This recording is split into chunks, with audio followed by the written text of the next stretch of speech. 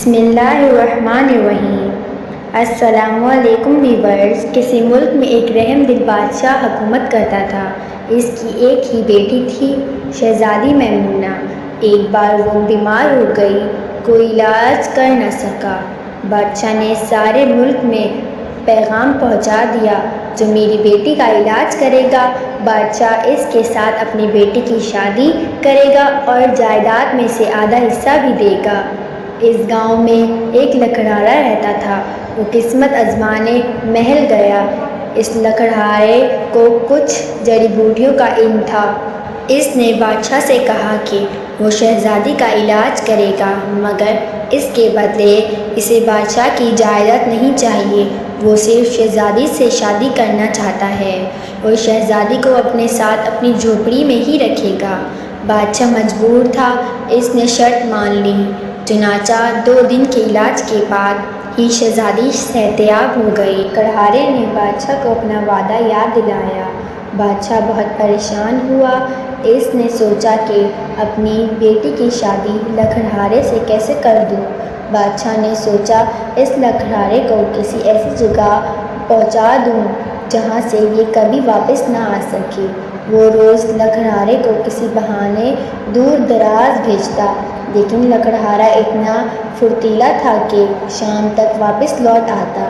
شہزادی نے بادشاہ کو سمجھایا بھی کہ وعدہ خلافی نہیں کرنی چاہیے، مگر بادشاہ کو اپنی اکلوتی بیٹی سے بہت محبت تھی۔ وہ چاہتا تھا کہ اس کی بیٹی تکلیف برداشت نہ کرے۔ بادشاہ بہت پریشان تھا کہ پھر اسے ایک ترکیب سوجھی۔ اس نے لکڑہارے سے کہا، جاؤ اور سمندر کی تہہ میں جو ہیرا ہوتا ہے وہ لے کر آؤ۔ لکڑہارا گیا تو بادشاہ نے شہزادی کا فرضی جنازہ تیار کروایا، تاکہ لکڑہارے کو یہ کہہ کر ٹال دے کہ شہزادی مر گئی ہے اور لکڑہارا مایوس ہو کر یہ ملک ہی چھوڑ دے۔ لکڑہارا پانی میں تیرنا بھی جانتا تھا۔ اس نے چند ہی دنوں میں سمندر کی تہہ سے ہیرا نکال کر محل کی طرف چل پڑا۔ راستے میں شہزادی کا جھوٹا موٹا جنازہ لیا جا رہا تھا۔ لکڑہارے نے لوگوں سے پوچھا کہ کون فوت ہوا، تو اسے بتایا گیا کہ شہزادی میمونہ کا جنازہ تھا۔ وہ ہیرا پھینک کر اس جانب چل پڑا جہاں جنازہ جا رہا تھا، لیکن اسے پہنچنے میں دیر ہوئی۔ قبرستان پہنچا تو پتہ چلا کہ شہزادی کو دفن کیا جا چکا ہے۔ بادشاہ نے دراصل شہزادی کو قبرستان کے قریب ہی ایک جھونپڑی میں رکھا ہوا تھا۔ شہزادی کی دیکھ بھال کے لیے ایک بوڑھی ملازم بھی ساتھ تھی۔ رات ہوئی تو شہزادی سو گئی۔ آدھی رات کو قریب جنگل سے ایک بھیڑیا نکل آیا۔ وہ شہزادی پر حملہ کر دیا۔ بوڑھی عورت نے اسے پر ڈنڈا برسایا، مگر وہ شہزادی کو گھسیٹتا ہوا جنگل کی طرف لے گیا۔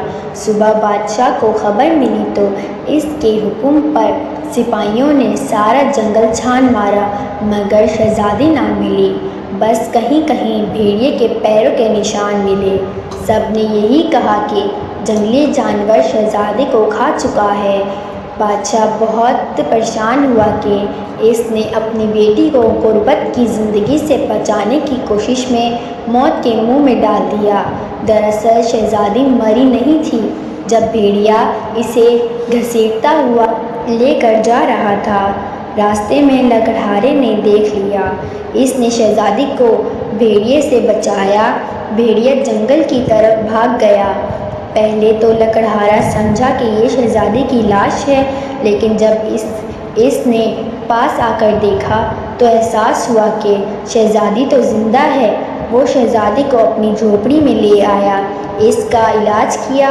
شہزادی 1 دن تک بے ہوش رہی۔ جیسے ہی اسے ہوش آیا، لکڑہارا اسے محل لے کر پہنچ گیا۔ بادشاہ اپنی بیٹی کو زندہ سلامت دیکھ کر بہت خوش ہوا۔ اسے شرمندگی بھی تھی کہ جس لکڑہارے سے اس نے وعدہ خلافی کی، آج اس نے دوسری بار شہزادی کی جان بچائی۔ اس نے لکڑہارے سے اپنی غلطی کی معافی مانگی اور کہا، میں تو سمجھا تھا کہ میری بیٹی کو اس محل میں ہی خوشحالی مل سکتی ہے، لیکن تم نے اپنی جھونپڑی میں اس کی جان بچا کر ثابت کر دیا کہ خوشی کبھی دولت سے نہیں خریدی جا سکتی۔ بادشاہ نے شہزادی کی شادی لکڑہارے سے کر دی اور شہزادی کی خواہش پر اپنی جائیداد کا آدھا حصہ غریبوں میں بانٹ دیا۔